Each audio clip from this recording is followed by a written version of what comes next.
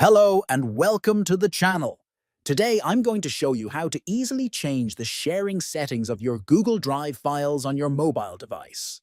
If you want to let anyone with the link access your file, this quick tutorial will guide you through each step. First, open the Google Drive app on your mobile device. Next, tap on the Files tab located at the bottom right corner of the screen. Then scroll through your files and find the one you want to share.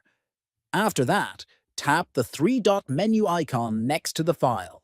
Following this, select Manage Access from the options. Now tap on Change to adjust the sharing settings. Next, click on the icon that allows you to select the access level. Finally, choose Anyone with the link to make the file accessible to anyone who has the link. And that's how you can quickly change your Google Drive files access to anyone with the link using your mobile app. Thanks for watching.